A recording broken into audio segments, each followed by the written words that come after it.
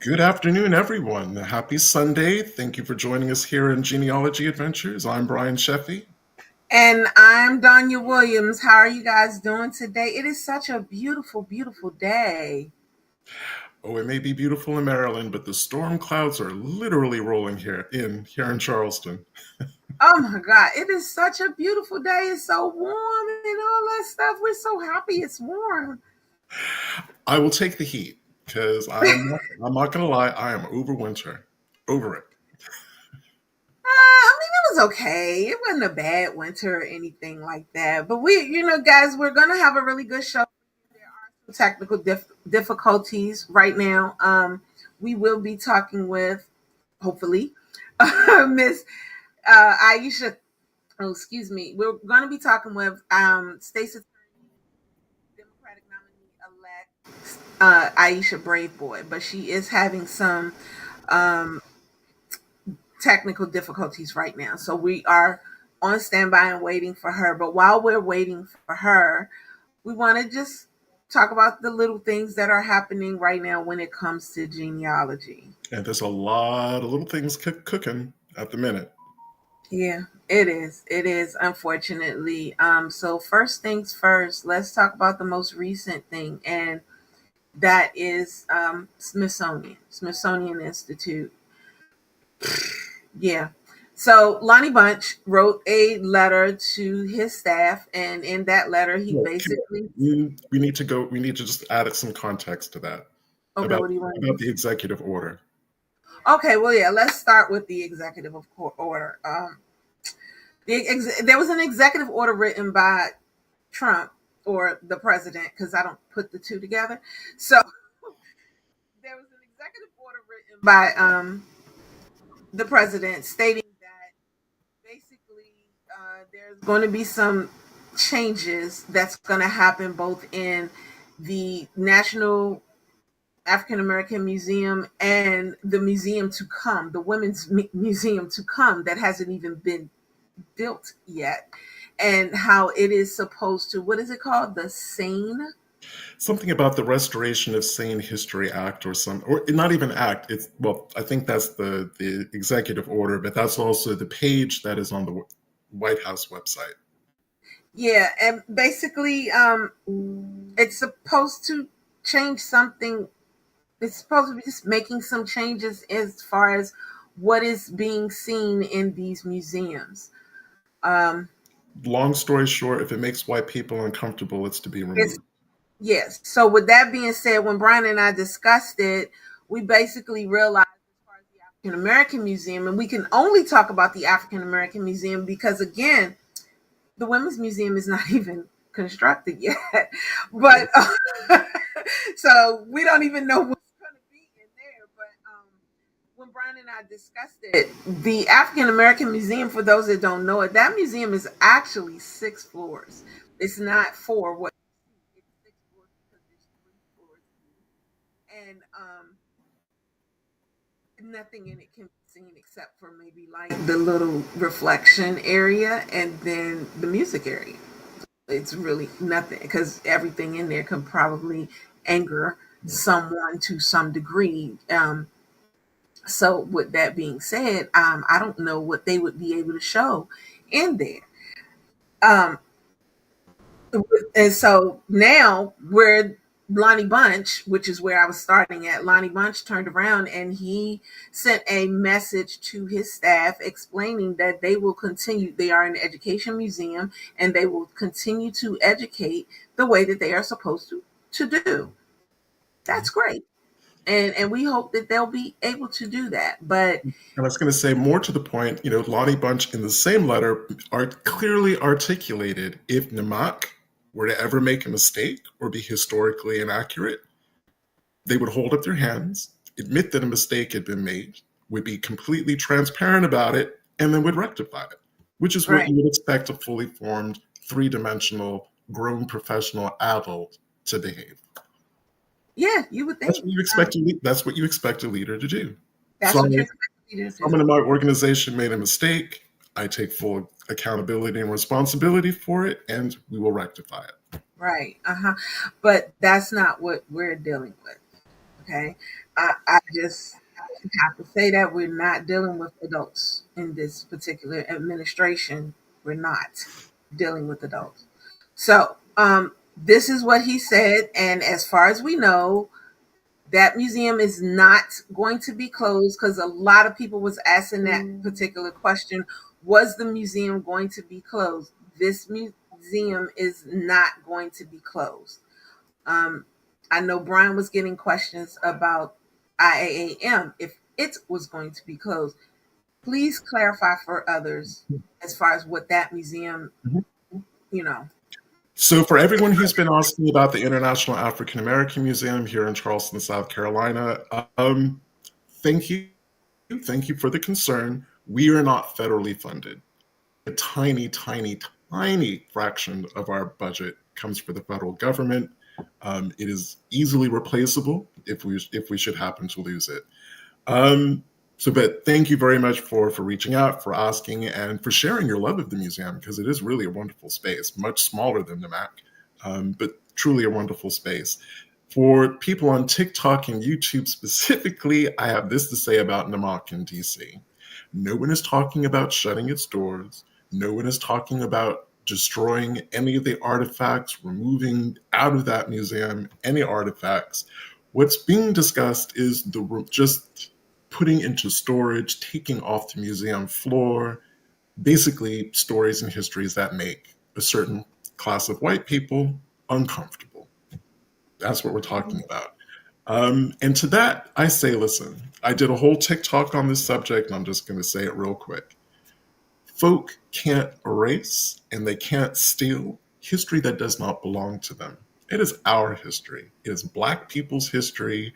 It is non-Black Americans who are adults and are curious and want to learn about the Black experience and why we feel and experience life in this country the way that we do.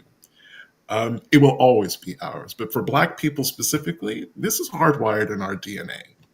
These are, whether it's a museum or whether we buy a book or have our kids read out of a book, they will never take that away from us. And No, it's just another bad, poor attempt to get us out there on the streets. and Nothing. that's what I was getting ready to say. I need for Black people to understand that this is a way to. First, let me say this. I am so proud of you guys. I'm so proud Yes. of the moves that you guys are making. Let me say this.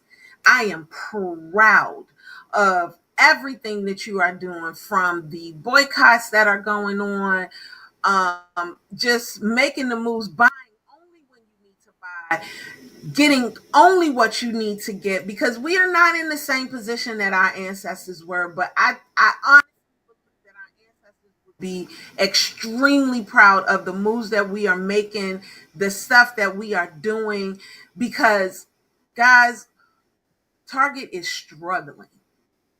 Understand it, know it, and be proud. Target is struggling. If no one has told you that, Target is struggling. My sister, my mom, and I, we went to BJ's yesterday. And when we went, BJ's is another warehouse like Sam's, for example. And my mom and them, they joined BJ's for the first time. And um, when they joined BJ's, they were standing in line with a few other African Americans. Do you know those other African Americans were standing in line to join BJ's because they were leaving Sam's? So we were seeing in real time what we were doing as Black people. So the pride that I have, I'm it's like a proud mother just watching what we're doing. We're playing chess, guys. Mhm. We're strategizing. We're playing chess, And and we're listen, when it comes to the pettiness of this current administration and their followers and believers and those who have drunk the Kool-Aid, the depths of the pettiness that they're going to go through and exhibit to get us into those streets is going to be non-stop. So buckle up, ignore it. Like the Confederate monuments. None of us are, I mean, I think a few Black people said they should be completely destroyed. On this show, Donnie and I have never said that. Should they be never. should they be removed from state and federal properties? Absolutely. But they can be put somewhere else. Put them in a Confederate battlefield. Put them someplace appropriate, but not on state or federal property. We've been consistent on that, I believe. And at this point, if they put them back on those properties, I ain't mad enough to step out there. And I don't want anybody else. Lucretia, I hope my sound is coming in clear. But I want you to know that I'm proud of you guys. And I want you guys to know that don't go out there. Continue to do what you're doing. Continue to stay inside, stay indoors, because they want to make you for target practice. This is my thought process. This is me personally saying this. I don't know where Brian stands on this, but I don't know. And I'm not saying this in part for Genealogy Adventures. I'm saying this particularly as Donya Williams, just for me. I feel like they will try to make you target practice. They want to take you out.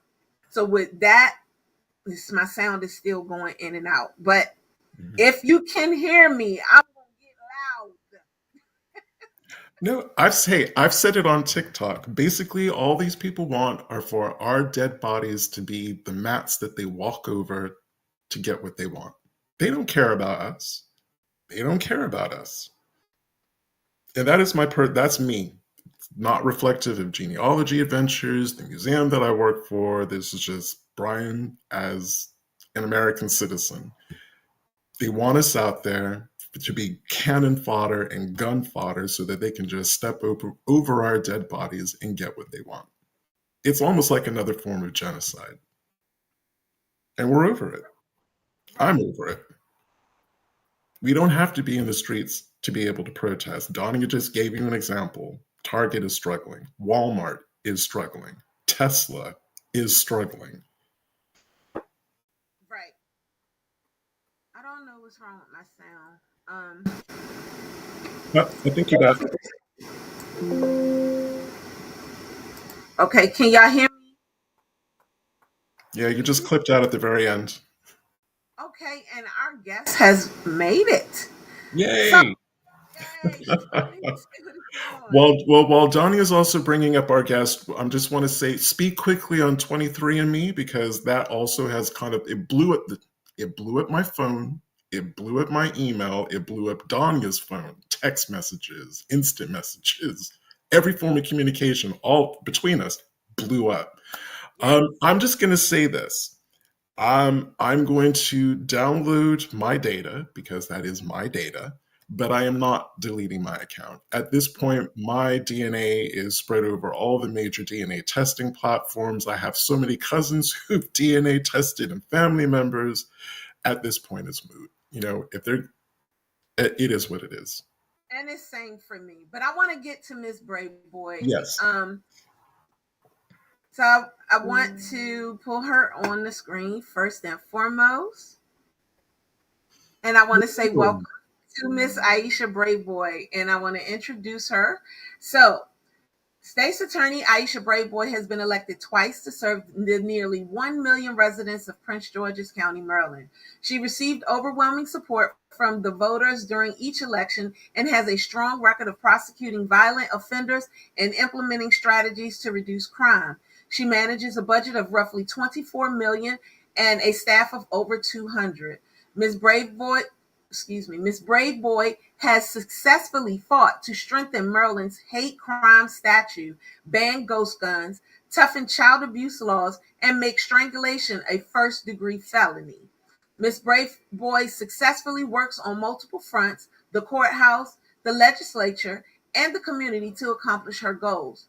In the courthouse, Ms. Braveboy and her team of experienced assistant state's attorneys work hard and effectively at securing accountability for those who commit the most serious crimes in our community, resulting in over 90% felony conviction rate.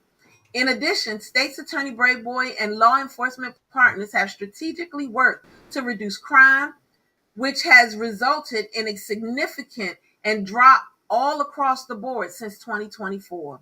During her tenure, Ms. Braveboy has ushered in opportunities for restorative justice throughout her office. She has created a number of new units in her office to better address evolving criminal justice needs, including the Conviction and Sentencing Integrity Unit, which is the first of its kind in the state. The unit reviews claims of absolute innocence or unfair, disproportionate sentencing. In the legislature in Annapolis, she has been a policy leader advocating for key pieces of legislation. During the 2024 session, she secured a big win with the passage of amendments in the Maryland Organized Crime Bill, one of her top priorities. She also took the lead in fighting for a tougher hate crime law, resulting in the Second Lieutenant Richard Collins III hate crimes law, which removed unnecessary barriers to prosecuting hate crimes. Additionally, she championed the assault in the first degree strangulation law and further implemented the county's first multi agency strangulation protocol. These efforts have led to a 40% decrease in intimate partner homicides. In the community, Ms. Braveboy launched county-wide initiatives. The Prince George's County Carjacking Task Force and Our Streets, Our Future to address carjackings and gun violence in partnership with public safety, labor, business, and community leaders. She also created the Multicultural Commission and the county's first LGBTQIA plus task force, which advocates for access to resources, equal rights, fair treatment, and justice. Welcome, welcome, welcome, Miss Aisha. And let me just say this, guys. She is the second Democratic nominee as the Prince George's County Executive. So I think this is just like the best close to Women's History Month. Oh, So welcome. thank you. Thank you. Thank you so much for having me. I truly appreciate it. It's allergy season, as you could probably hear in my voice. So. Oh, I'm so sorry. Listen, I can commiserate with you because my only allergies in DC was the cherry blossoms, and I see they are out in force. And I just left the beautiful District of Columbia, so great. Yes, well, congratulations on your nomination, and thank you so much for coming on the show. Thank you Yes. so much for having me. Would you like to ask the first question, Donya? Yeah, my first question is, as only the second elected Black woman, well, second Democratic nominee, what does this achievement mean to you personally and professionally? So personally, it's amazing because this is part of a career journey for me that started with wanting to use my legal skills and talents to serve others. And I started at the Federal Communications Commission back in 2000, thinking that I was going to go into telecom law and ensure that people all across America had access to the internet. I was in the Wireless Telecommunications Bureau at the time, so I wanted to make sure that we expanded the opportunities that where we saw technology advancements, so that every single person had the opportunity to have access to it. But as fate would have it, I ended up working on a campaign. And after the campaign ended, the person won for county executive. That was Jack Johnson back in 2002. And he asked that I come work for him. And I worked for him for about 3 years before I decided to run for state delegate. And then, of course, my political career took off from there. That's awesome. I'm just so proud of you because your whole write up right here. It says, and there was a longer one, and it just sounds like the whole Kamala Harris making. You know what I'm saying? I just want to put that part out. Well, it's the Aisha Braveboy making for sure, and I'm grateful to be able to have held positions such as our amazing former Vice President Kamala Harris, who was the first in her own right That's Democratic right. nominee or any nominee for any presidential office or any party, major party that is, for President Kamala Harris. But my journey is a unique one in and of itself, and I'm grateful for the journey I had. My father immigrated here from Grenada, and I was looking up, just facts on my homeland, his island. And, there are about 115 or so thousand people who live on the island. And so for him, leaving such a small island, coming to America in hopes of a better life, for his daughter to ascend to leadership in one of the largest jurisdictions, nearly 1 million people here in Prince George's County, to be a leader here probably is not something that he dreamed. Because he would have had no context for that dream when he left to come to the Howard University, as so many immigrants did, and still do. Howard is the Mecca for a reason. And I'm a so, Jackson State person, so I'm not going say to it go into again, you. I said I'm a Jackson State person. I went to school in. HBCU. It's That's an right. HBCU. I mean, it means something. Hmm. And so he met my mother on the campus. They fell in love, had my sister and then me. And so that union in and of itself, I think, was amazing because my mother grew up here and she was a Catholic schoolgirl growing up in DC, raised by a single mother. Um, and so, they met, they had a lot in common, a lot of differences too, but but both of them had a heart for people. Like they were really in service to others. So when my father started his career, he also helped to found the Caribbean Alliance here in Prince George's County. My mother worked for the Red Cross for a number of years before then working for local government. And then she really got involved with the PTAs and other civil rights and human rights causes. So from a very early age, my view of the world was global. And I felt that I could make a difference and that each of us owe that to our brothers and sisters, no matter where we came from, to try to make life better for everyone. Yeah. One thing that I've noticed, and thank you for mentioning the former vice president, there does seem to be a bit of a link between legal practice and Black Yes. women going into public service. And what do you think that connection is? Well, I think a lot of people who are in public service have gone to law school and have become lawyers, and lawyers are thought leaders in general. That's why you hire a lawyer to think for you, right? If you have a case, you want someone who has a sharp legal mind that can help you navigate the legal system, develop arguments, and represent you. And so, as lawyers, we are used to representing people now.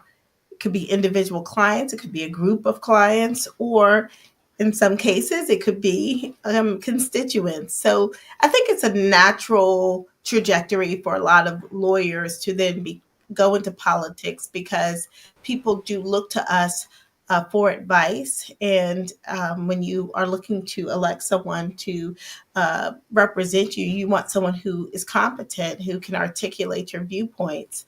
And I think lawyers in practice, and we do that pretty well. So I think we're attracted to that. And I think a lot of times people, residents are attracted to lawyers for public service. Mhm.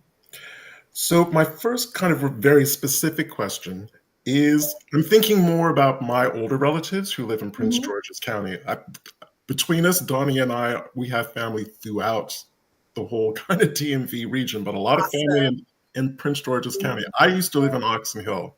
I Oh, left Oxon Hill to come here to Charleston. Um, so one of the things that my family has been discussing is what life is going to look like should Social Security be gutted and Medicaid and Medicare. There are a lot of not only just PG County residents who are worried about that, but nationally. How yeah. do you see that impacting the kind of pressures and strains on the county executive and then on your role? And what advice would you give to other county executives or similar roles throughout the country? I have not yet ascended to the seat of county executive. I Mhm. still have a general election to run in June, and I'll be sworn in sometime in mid June. But what I will say is that I have really been giving this a lot of thought because we have so many, especially of our seniors and individuals with disabilities. So I think a Mhm. lot of times people don't recognize or understand that Social Security is there not just for those who have, worked and paid into Social Security for their lifetime, but also for those who have developmental disabilities that prevent them from being able to really live full lives and really actively participate in the job market. And I think that as government, yes, we have to be about ensuring that we are financially sound, but we also have to be compassionate. We have to care about people. We have to recognize that we have all people in our country, and some have very specific issues that unfortunately will prevent them from being active in our job market, being able to take care of themselves without assistance. But that doesn't mean that they can't make contributions to their communities. That doesn't mean that they're not good people and that they should be throwaways. No one is a throwaway. And also for our seniors who have paid into Social Security. Now let's be clear. This isn't a handout, right? Social Security for so many is what we paid in. We paid in for years. And if we had not paid into Social Security, we could have kept that money, possibly invested that money, whether it's in the stock market or in housing or what have you, that would have yielded a return. But what we said is that, you know what? Paying into Social Security is a guaranteed return. And that helps keep our economy going. Those guarantees, the guarantee of monthly payments that assist our seniors to pay their rent or their mortgages, those guarantees that also assist them in paying for their medicine, for food. These are things that I think any sane, rational person has to understand in a capitalist society, which we have. We need money. People need money. And if they've paid in for years, if they believe they had the guarantee of getting that return on their investment, if they worked hard, then they should be able to get get their money out of that. And so again, um, you know, Social Security isn't a government handout. Let's be clear about that. That is a repayment for monies that have already been taken out of paychecks for years that you did not get to spend yourself, that you didn't get to determine how that money or the value of that money, those dollars would grow, but that Right. you invested in your government because the government says we're going to give it back to you. And so I Right. think people have to understand that. Right. And it's funny that you even made the comparison for that, because my mom is elderly and I do have an autistic son. So I am right where you're talking about. And that was actually one of my worries when the president became the president. The person that is the president became the president, because my son is 26, and because of his age, he's going to age out of my insurance. So I'm like, if he ages out of my insurance, what's going to happen to him medically? What's going to happen as far as Medicaid? What's going to happen as far as Medicare? Then you got the Social Security. My sister and I, we work together, helping with my mom, taking care of my mom. What's going to happen with that? How is that going to happen? Do we need, so it's all of those different things that you're talking about. We don't like the way that Merlin does with the food stamps for seniors. We don't like those types. So everything that you talked about, everything that you hit on is spot on. My mom, not to mention the fact that before my dad died, I took care of him. So I'm very knowledgeable about Social Security, both in Maryland and in DC. I'm also knowledgeable about it for SSI when it comes to my son. So that's something that I can talk all day, because with those questions I can definitely go into that. But with that being said, I also have a girlfriend. Well, she's my cousin, actually. She has a son who's autistic. And as the Democratic nominee into the county exec, what are you going to do as far as schooling is concerned for kids who have special needs? that just kind of came to me. I know I didn't send that question to you, but it just, No, I mean, that well, one came out. it's really interesting that you even asked that question. When I was um, a state delegate, I pushed for years for a bill that would give the parents some relief from proving that their children needed um, a specialized individual uh, education program. Right now, it is tough for parents who know that their children don't learn in the same way that other children learn, to be able to prove that their child needs special attention and a special educational program. It has always been the case that it was the burden on the parent to prove that their child needs a program, a special program, as opposed to what I believe is more fair, which is that the school system can prove that they are meeting the needs of the child. Because it is actually the responsibility of the school to provide children with a free and appropriate education. And that's what this whole movement has been around in terms of ensuring that children who have special needs are actually getting the education that they need. So for parents to have to hire specialists, right, to have to hire attorneys and others to advocate for them, number one, that is overly burdensome and oftentimes not in any way something that can be that they can afford. And it's such a specialized field and area that it's very difficult to find people who can competently represent families that may want to do it pro bono, but they just don't have the skill sets to do so.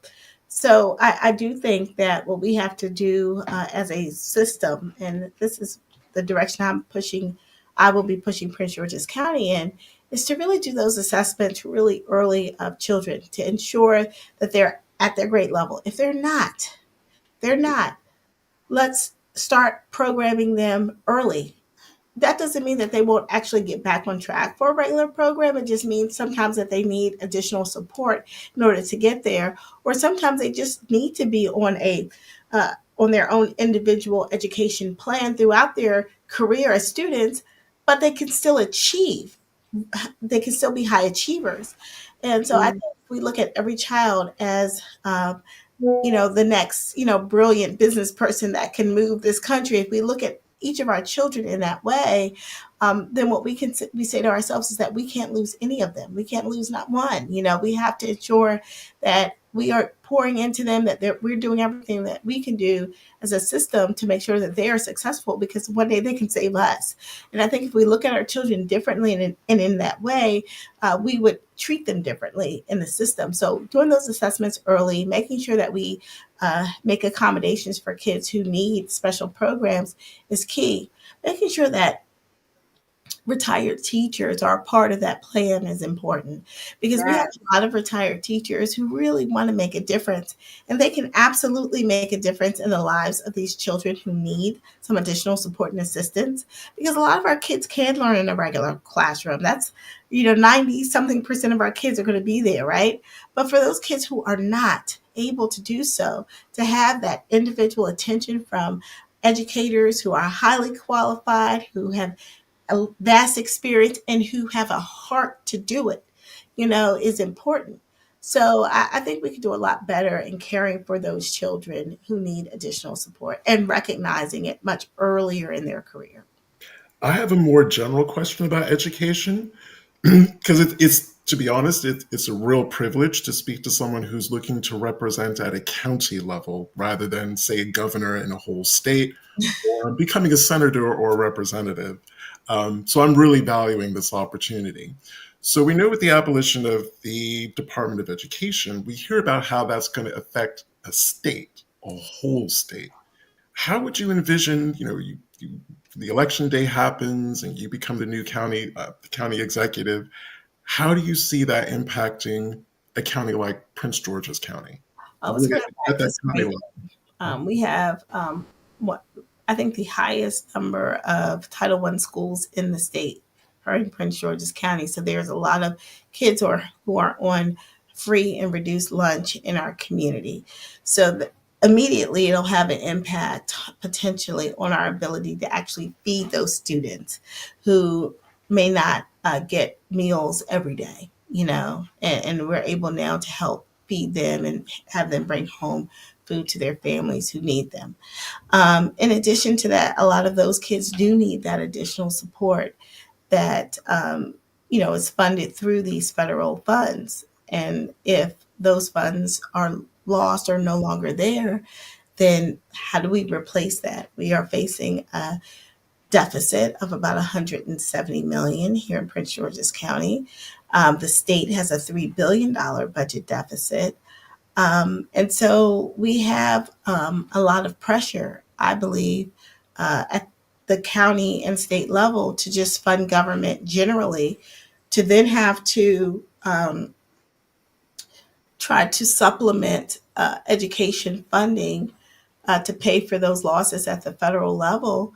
I think that it would have a huge negative impact on our ability to fund other very important parts of government, like public safety, like healthcare, housing, so many other issues that trash collection, snow removal, things that you expect your government to do.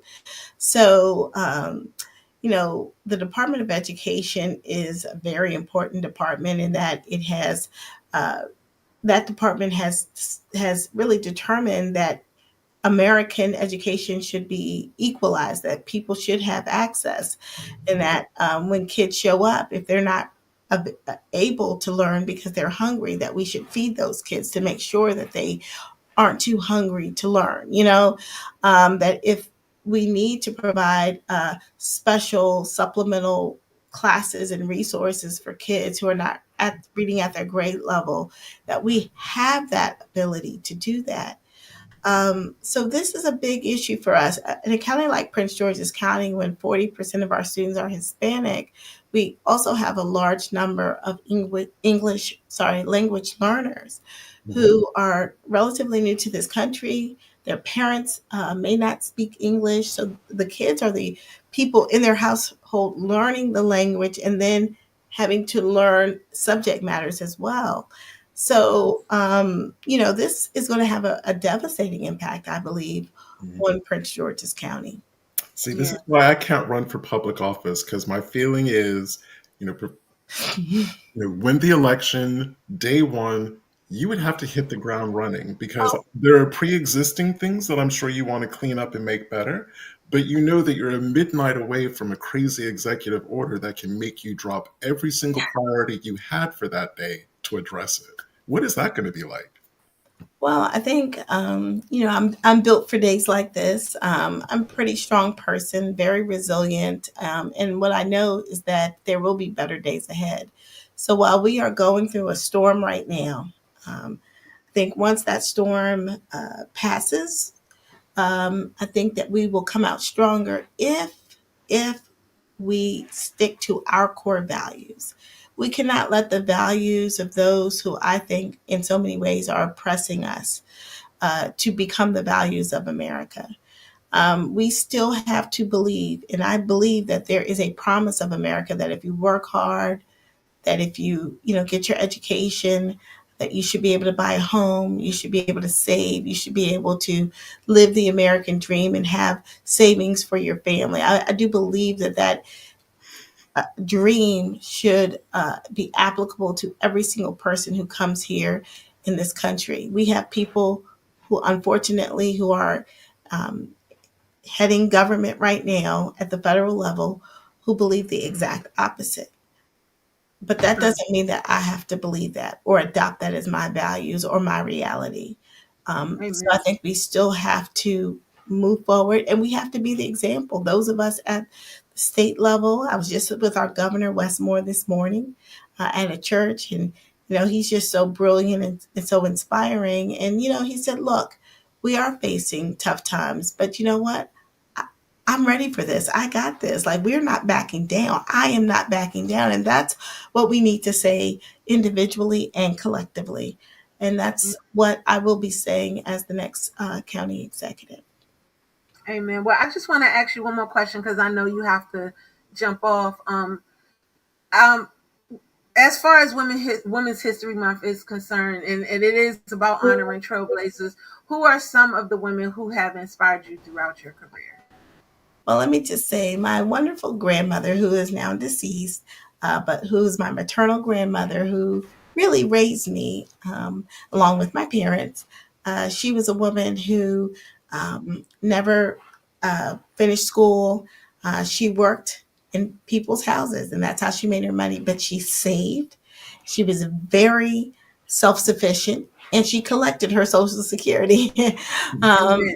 And which was wonderful because she was able to show all of us how important it was to save our money, along with having that security of having Social Security as part of our future.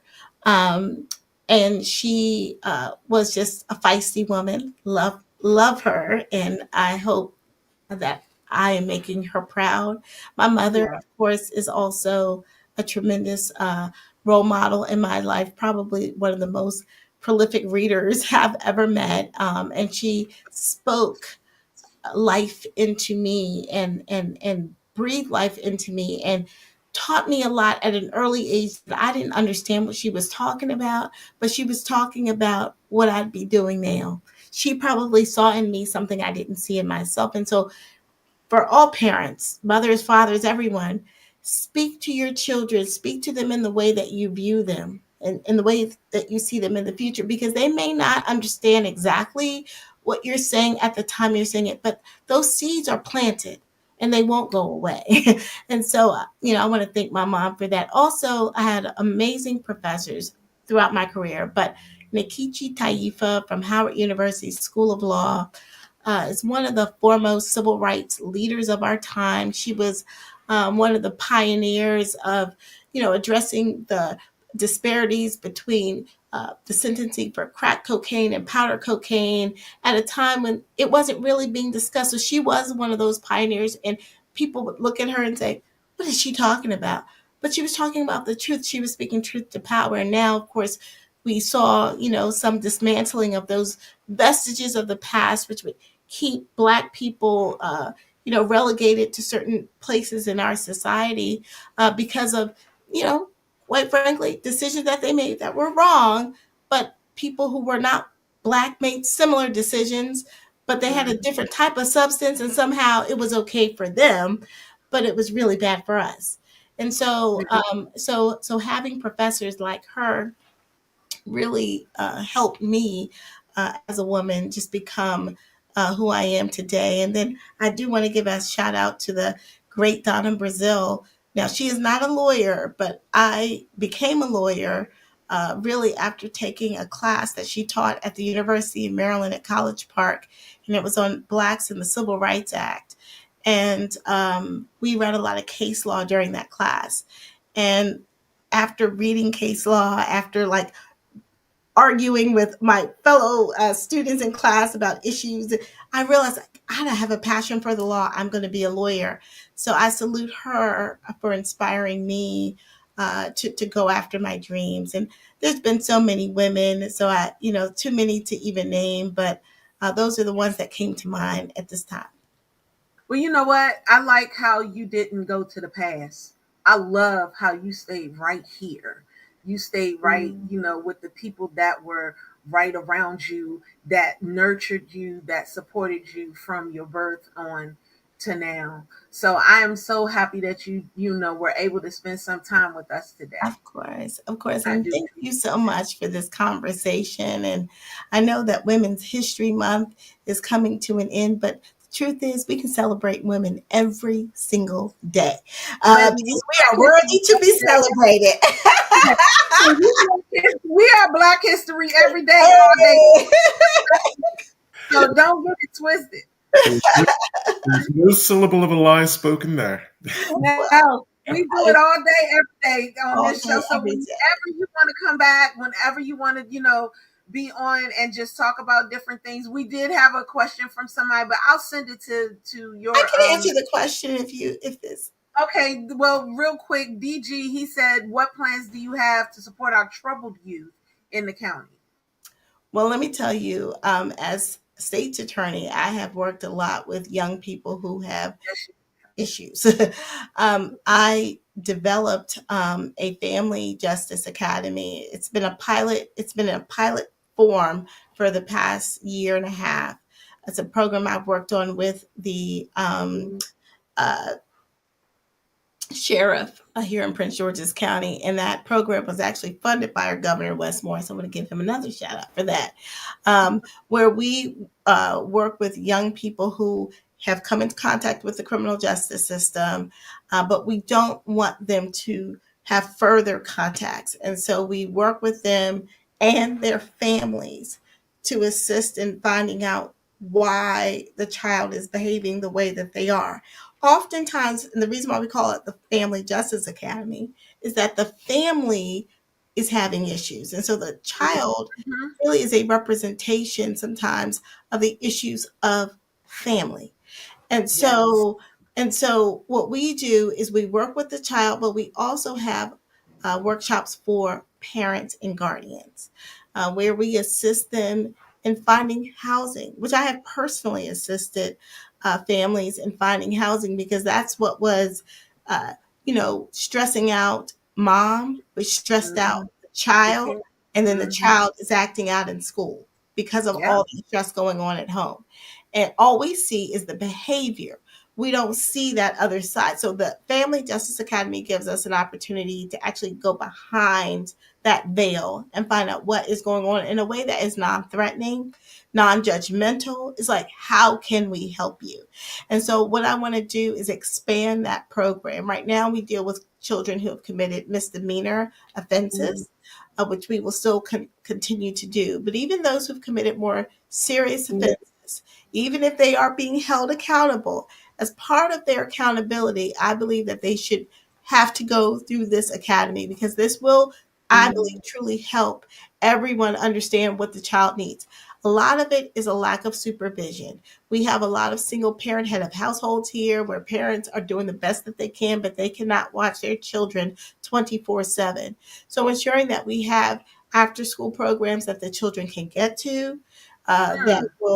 that will assist them in getting their homework done, having any kind of recreation and fun activity to do before their parent picks them up. But I think if we can keep our children, in And some structured programming, yes. then they're going to be less likely to get involved in antisocial behavior. Or if they are going through issues, not only will it show up in the classroom, but it might show up in some of these after school programs where we can then say, okay, something really is going on. How can we help this family? So I just feel like we have to be connected more to our children and their parents. So anyway, this Family Justice Academy, I look forward to expanding that That program. is, you know what? That's near and dear to me because my son went through a bullying. My autistic son went through a whole bullying situation, and Mhm. that bullying situation, that pulled out the ghetto side of me for a little while. And that's who I am on this show. They know me. Okay, So but it literally pulled the ghetto side out of me to the point where I came in with tennis shoes and hair pulled back, and it like the Martin show with Gina with the tennis shoes, the Vaseline, and the hair pulled back in a ponytail.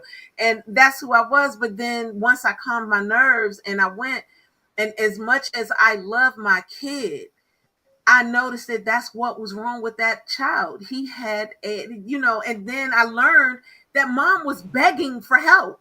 Mom was asking for help the entire time. And my brother looked at me and he was like, "This was your son, but you looked at this kid and recognized that the school wasn't doing what they were supposed to do for this child, and all of this happened." So that's a beautiful thing. And I just hope that it spreads completely everywhere, and I'm so proud of you. My God, I'm so yeah. tell your mommy that she's sharing you with me at this point. Thank you. I'm gonna tell my parents they did something right. Tell them they're sharing you with me right now because I'm always that mama for somebody, always. Absolutely. Absolutely. Well, I look forward definitely to coming back. I definitely also look forward to, learning more about the work that you all are doing and seeing how we can collaborate together, because it does, again, take a village, as that old African proverb says. It takes a village, and I don't have all the answers. That's the other thing I want to say. Just because you elect folks like me doesn't mean we have all the answers. We might have some, but the most important thing is that we have the ability to listen, to understand, to collaborate, and then to execute on those things that we think will help shift the paradigm and move the needle and create a better place for everyone. So, what I don't want people to be afraid of doing is speaking up, is sharing their thoughts and their ideas. That's so critical. But if we elect more people like you, that's where we start to win. A You hundred understand? percent. A Yeah, hundred. that's where we start to win, because then we have more people who are thinking on the same level. And even though you guys may not agree on everything, Everything, right. you're gonna agree that this needs to be fixed. We Period. agree more than we disagree. And so I think what we have to do is ensure that those things that we disagree on, that we don't allow that to prevent us from coming together on the things that we do agree on. But most of us agree on most things, right? Okay. So yeah, so I again, I'm excited about this. I'm looking forward to speaking with you all again, and thank you so much for having Whenever you want to be on the show, just let me know. You have me. my number, you have my email Yes. address. You guys are forever welcome. And please let Mr. Moore know that he is welcome as well, because I've tried to contact him too. Okay, I'm gonna let him know. He's great because he is the first African American governor in Maryland, and I really want to recognize him as such, and then just talk about what he can do as well. So that Absolutely. part. All right. Well, thank you. Thank you. And God bless you so much. Okay. Thank You you. too. Enjoy the rest of your day. All right. Bye bye. So Brian, that was a really great show. But as far as everybody else is concerned, we hope you guys enjoyed Miss Brave Boy being on the show. Is there anything else we want to talk about real quick? Did you want to expand any more on 23andMe before we close out? I think for me with 23andMe, I'm in the same thought process as you. I'm not I'm not deleting, I'm downloading. I did see somebody say that all of their matches were gone. I have not logged in, to be honest. So if that's crazy if that happened, and I'm gonna go look because they did say that. But I will say the same thing as you, to definitely download your DNA. One of the stories that I heard was that, or that I read, was that she actually resigned. The owner resigned just to repurchase it. Okay. So Ah, there's just like a lot of different rumors, and I want y'all to just make sure that you do your definitely do your research. yeah, do your due diligence. Your due This is diligence. America. We're in a weird period. You have to double, triple, quadruple check everything. I mean, and if it gets to the point where it's a lot, we may do another show on it if it's a lot of stuff. But Mhm. and because we try to keep you guys abreast of different things. And I So And if I can say really, really quickly, something that I've noticed on TikTok, there are a lot of AI generated videos. I'm going to actually send one to you, Donya. So okay. they're pretending to be Black people, creating AI videos to encourage Black people to get out there on those mean streets to be cannon fodder. Going, why are we sitting here? We're people who go out and march and do all. Yes, our ancestors did all those wonderful things. What I noticed, and people didn't notice this until I pointed it out on the last one, these are videos that hardly had any Black people in them. Huh. It's all generic looking kind of, it looks as though they've got these pictures of Black men and women from, the stock photo sites. You can tell, Mm-hmm. if you have a practiced eye, you can tell that they're not authentic. I think that's the word that I want to use. They are not authentic content from authentic Black content creators. Y'all don't get suckered. Because they're Yeah, that and that's the main thing. I don't want to get up here and then find out that somebody from our audience got hurt in any kind of way because you guys took that bait. And I know somebody on here said don't take the bait, and that's the really the overall thought process. Don't take the bait. Yeah. No matter what, don't take the bait. I'm looking at this video and they're talking about the wanting to erase the history of the Tuskegee Airmen. They had white Air Force men while they were saying that bit on this AI generated video. There was 3 pictures of white Air Force men. I'm like, what is going on with this video? And then I realized, oh, it's fake. It's all fake. Yeah, that's crazy. That's crazy. That is crazy. So, okay, y'all, we're gonna, even though normally we stop in April, I want to say this, we're gonna continue in April because we didn't do too much, but we are going to continue. And what we're going to continue on, we ain't sure yet, but we're going to continue. So we will see you next week. We will see you next Sunday, 4 p.m. Eastern Standard Time, and all the usual ways that you tune in. Yes. Thank you so much for spending this time with us. Sorry we had a couple of technical hitches, but we got there in the end. Yes, we did. From Brian, have a blessed day for the rest of the day. And I'm Donya. Enjoy, guys. Enjoy.